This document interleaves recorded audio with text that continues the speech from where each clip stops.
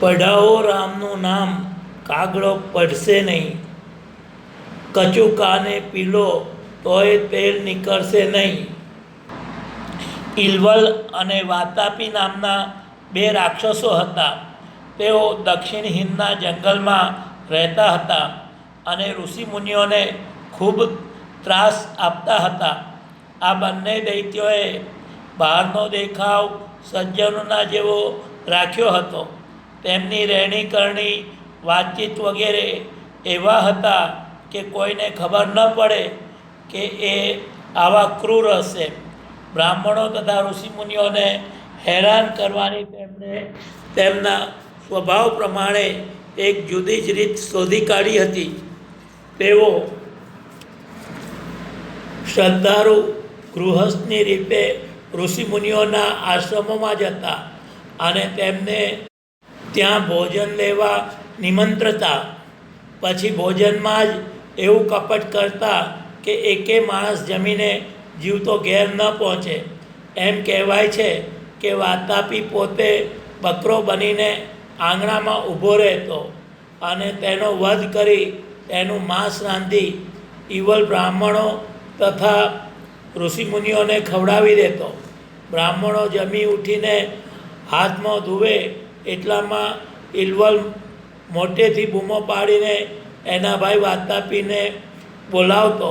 વાતાપી, વાતાપી, જલ્દી આવને, મારે તારું કામ પડ્યું છે.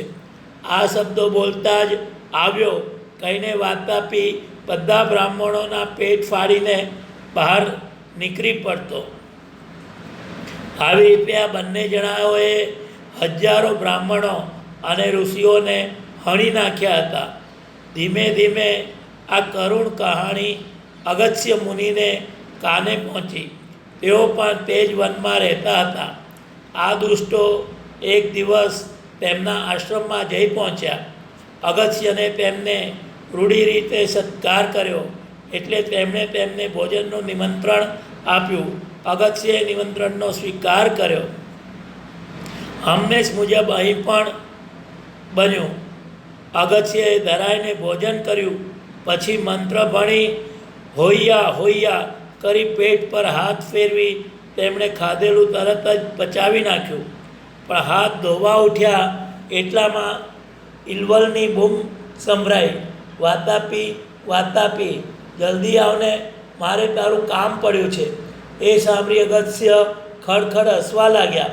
વાતાપી અગસ્ત્યનું પેટ ફાડીને નીકળ્યો નહીં. તેથી ઇલવલને પણ નવાઈ લાગી. તેણે ફરી બૂમ પાડી, વાતાપી, વાતાપી, જલ્દી આવને, મારે તારું ઘણું કામ છે. અગસ્ત્યએ કહ્યું, ભલા આદમી, શું કરવા ગળું દુખવે છે? વાતાપી તો ક્યારનોય હજમ થઈ ગયો, હવે એ ક્યાંથી આવવાનો હતો? આ સાંભળી ઇલવલ ક્રોધે ચડ્યો. તે અગસ્ત્યને મારવા દોડ્યો, પણ અગસ્ત્યએ પોતાના ક્રોધની જ્વારામાં એને એકદમ બારીને ભસ્મ કરી નાખ્યો. શેરને માથે સવા શેર. વાતાપી અને ઇલવલ સમજતા હતા કે અમને કોણ પહોંચી શકે તેમ છે, પરંતુ અગસ્ત્યને ઘડીમાં તેમને ખલાસ કરી નાખ્યા. વાતાપી મુવા પછી પણ પેટ ફાડીને નીકળતો, પણ તેની સંજીવની વિદ્યા અગસ્ત્યના મંત્રબળ અને તપોબળ આગળ ચાલી નહીં. જીભનો ચસ્કો સજ્જનને પણ કેવો ભારે પડી જાય છે તેનું આ દ્રષ્ટાંત છે. જીભના સ્વાદ કરી કરી પેટ ભરવાની લાલચે બ્રાહ્મણ જેવો પણ સાર અસારનો, સ્થાન અસ્થાનનો અને ખાધાનો વિવેક ભૂલી જાય છે અને વિનિપાત નોતરે છે. ખટસ્વાદિયાઓની નિર્બળતાનો ઉપયોગ કરી પોતાનો સ્વાર્થ સાધનારા ધોતારા વાતાપી ઇલવલની આ દુનિયામાં ખોટ ન પડે.